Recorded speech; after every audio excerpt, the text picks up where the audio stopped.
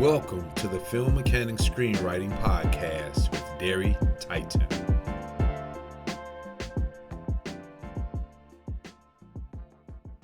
Hey, what's going on, everybody? This is Derry Titan, the Film Mechanic. And today, my guest is none other than the great Kimberly D Conner. Kim, tell us who you are. Thank you, Derry, first of all, for having me on. I'm a writer, director, producer from the Midwest, born and bred. Recently made the move to LA to be closer to the industry. I've been writing. I started writing in 1997. I did that for many years, and I shot my first film in 2009. Oh, wow. What film is it? The first film was a 38-minute short titled This Life Ain't Pretty, and it actually shines a spotlight on HIV/AIDS in the young Black heterosexual community, and it's based on a true story.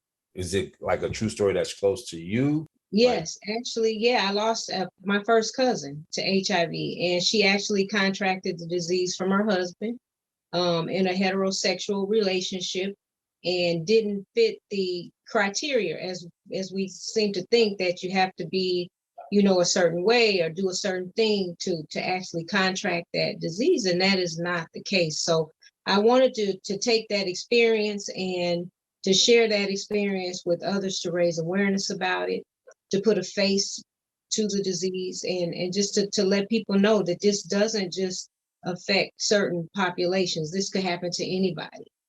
Wow. So what else have you done? Let me ask that question. Okay, so yeah, that was my first film. And then after that, I shot a feature, Jump In. It's actually out there on Peacock TV. It's on a lot of different platforms. Peacock TV, I think it's on Amazon Prime. But that is my first feature.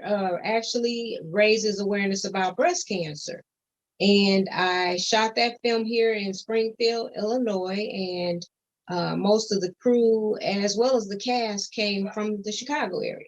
Okay. Lastly, what's the last project you did? Come on, give us all to us. Last project I did, I'll give you a couple things. I did another feature titled Before I Do, that stars Jensen Atwood, Omar Gooding, Thea Kamara, Andrea Kelly, Danielle Ward, a lot of people right here from the Midwest, but then we did reach out and get talent from LA and Atlanta as well for that project. So I did Before I Do. That is on like a dozen different platforms out there: Amazon Prime, Peacock TV, IMDb TV. It is also on, I believe, Tubi, Crackle. It's out there everywhere. But after that, which a lot of people don't realize, after I did Before I Do, I did a documentary as well with a gentleman from Nigeria.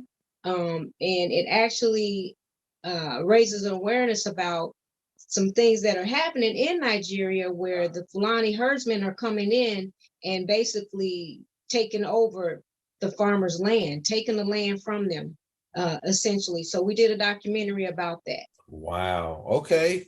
This has been a journey for you, right? It's been a journey. It's been a labor of love as well, right? Absolutely. And that's the thing that I want, like when writers write, right? I think that's the thing that they don't get. They want everything to be microwave. Like, they want it to go fast. They want to make a lot of money from it. They want to do all those different things, but there's so many other things that's attached to it, to the business of screenwriting. And the number one thing, in my opinion, that's attached to the business of screenwriting is patience. Like, you know what I'm saying? Like, you got to have patience. So, even when you're writing, right? So let's go back to the most recent film. So my question is, to structure or not to structure? And what's the big deal about structuring? Structure for me is very important, because to me, in order to have to come up with a goal, you have to have steps that you'll take to get there. So to me, and not only that, screenwriting is the formula. So if you look at the majority of the films out there, they follow a formula.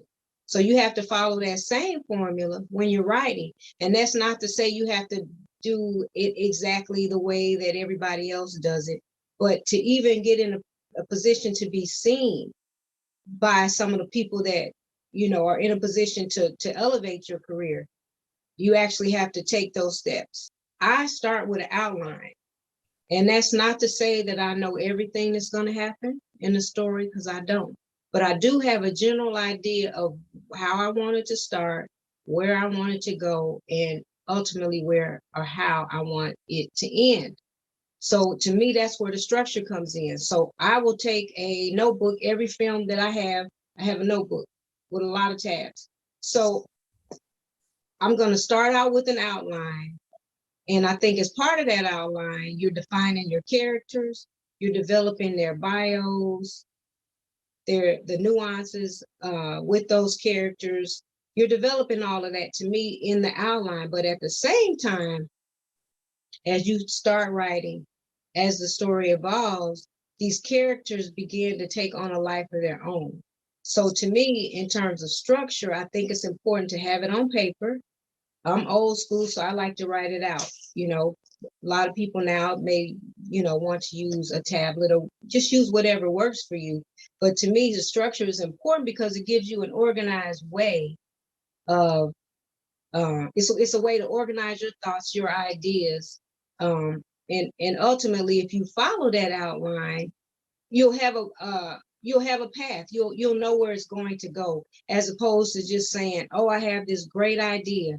You have to, I mean, yeah, you have a great idea. It has to start with the great idea. But along with having that great idea, you have to give it some structure in order to actually formulate a story. You have to give it some structure. So like, you know, to answer your question, for me, that is starting with a clean notebook, notepad, and it's just designated for that particular film that you're going to do. And you're going to write down all your ideas. I keep it close to me. Normally it's by the bed, you know, because you just never know when these ideas are going to come to you, and you want to be ready. Mm-hmm. So I was going to ask you this question too. I don't know if you answered it per se, but which comes first for you, the story or the character? The story, most definitely the story.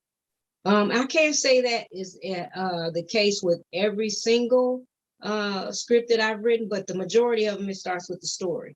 Mm-hmm. And then the characters start, you know, to come in, and you start to think about them, and, you know, what are they like, and what will they do? What will they, you know, what won't they do? You know, you start to kind of develop those characters out. So the story, okay. So, all right. So let me ask this question, because I asked it, and I just want to say, what is it? The main thing in terms of like writing is a rewriting process, right?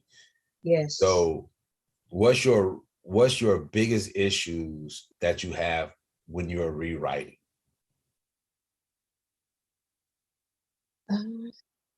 My biggest issues when it comes to rewriting, the perfectionist in me, the perfectionist in me, because that perfectionism, that ideal, I guess I could say, of perfection is number one, is something you're never going to acquire. It's unattainable, number one. And I guess for me, rewriting, and then maybe that's why I've been writing on this script for so long, because you want to take the time, but at the same time, you have to know and find that balance to say to yourself, okay, this is what it is. This is what it's going to be. And that's not to say that you won't change it and improve it, but you have to, I guess for me, get to the point where I say, and it's not saying good enough, but that you know that you've given it your all, everything that you can possibly give it, you know, right. And having that balance. And that's one of the things of it, you know, too, is like making it good enough. Mm-hmm. Like what does good enough means? And in this process of being good enough, you have to trust, right? Absolutely. You, like you said, you've given your best. So here you are, you get this idea, and now you got to write a character, right? Mm-hmm. So let me ask this question. If God asked you to write their story,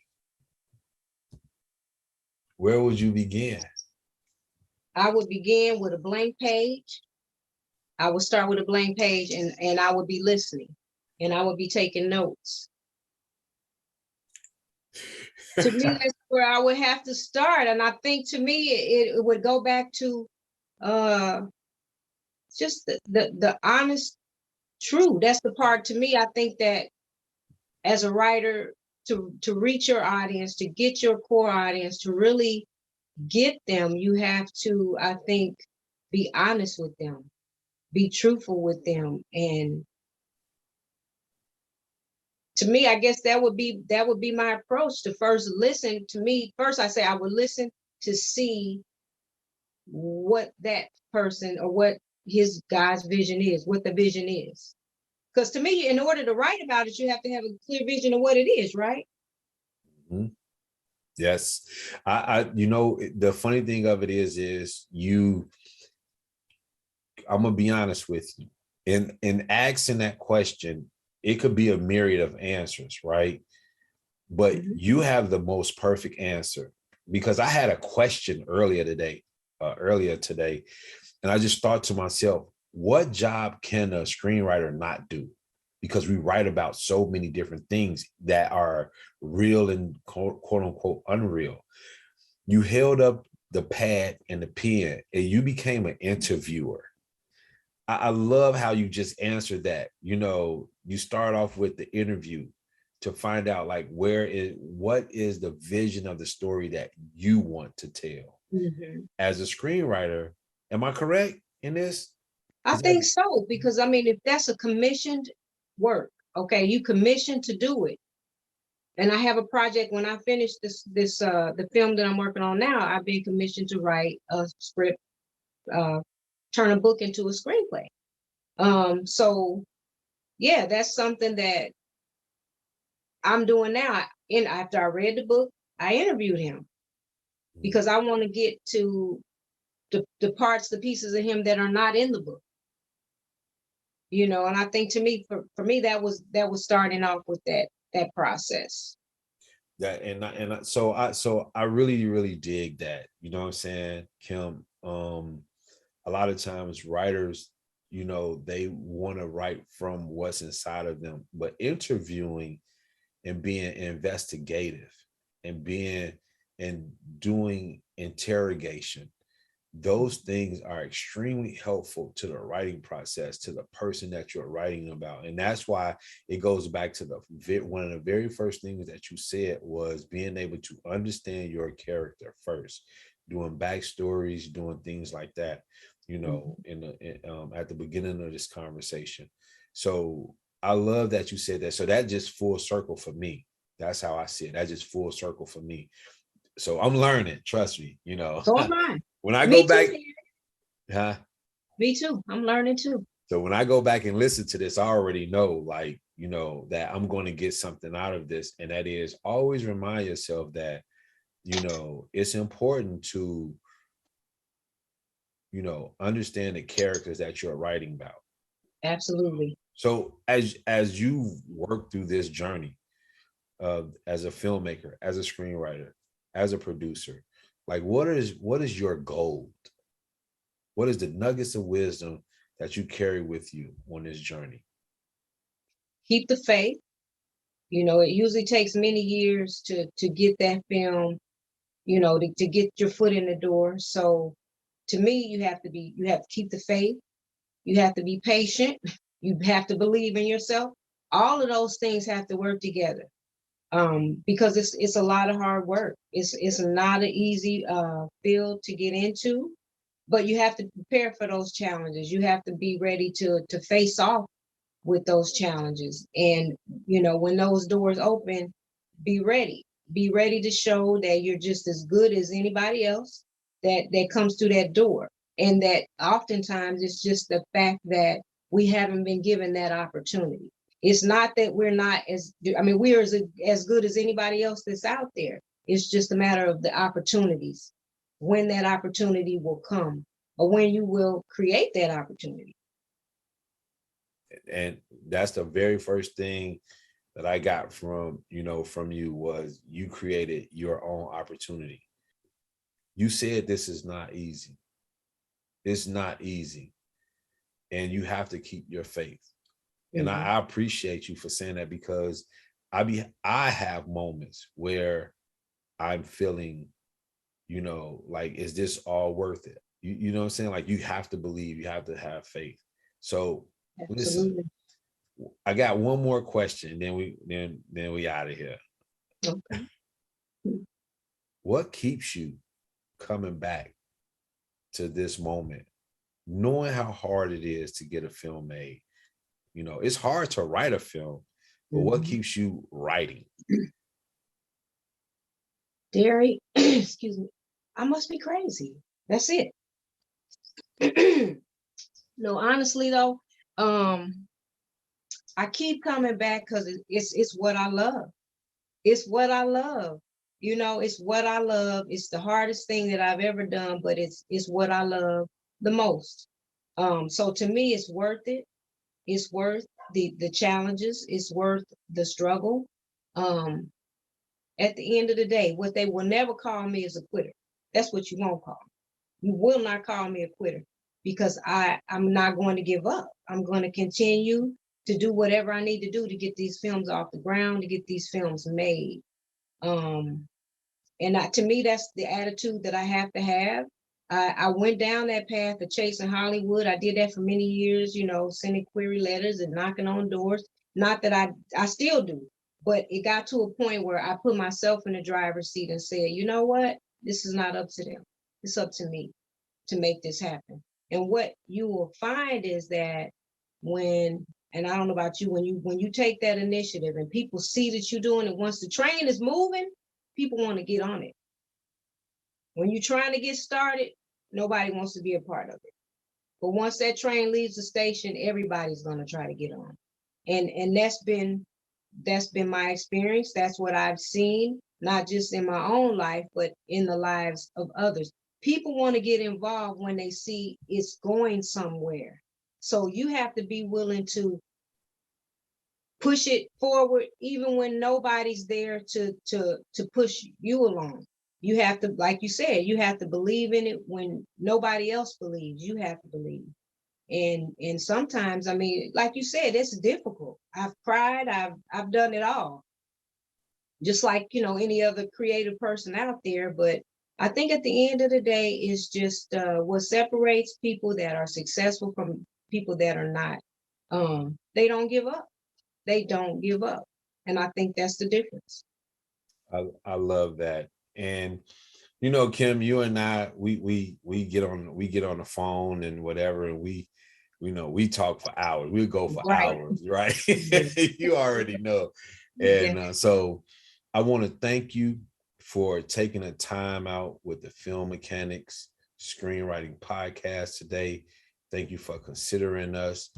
And I would like to say, before we leave, where can we find you? Well, thank you, Derek, for having me on, first of all. I thank you for thinking of me and inviting me on. As you can see, I'm very passionate about it. And I'm thankful for these type of opportunities to talk about my passion and what it is that I love to do. But yeah, I'm out there on social media. I am Director Kimberly Conner on Instagram. I am Kimberly D Conner on Twitter. I'm Kimberly Conner, filmmaker on Facebook. Kimberly D Conner on LinkedIn. I'm out there. I'm out there. And she I'm is out there. legit for real out there. If you follow Kim, one of the things that you can never say is she is never shy about posting her art and bringing more and more people awareness to who she is and what she does. So thanks again, Kim. I want to Thank thank you, Deary. you more than welcome. I want to thank everyone for listening to the Film Mechanics Screenwriting Podcast. And I want you to check out all the other episodes previous to this one, because leading up to this one, you'll get to understand what it takes and the faith that you have to keep. So With that being said, make sure you stop by www.dairytitan.com, pick up a copy of the Film Mechanics Screenwriting Workbook, and we'll talk to you soon. Peace. Peace. Thank you. We appreciate your support. Be sure to leave a review and a comment and share with your closest screenwriting friends. Stop by www.dairytitan.com for the Film Mechanics Screenwriting Workbook. And we'll see you next episode. Have an awesome, awesome, awesome day. Peace.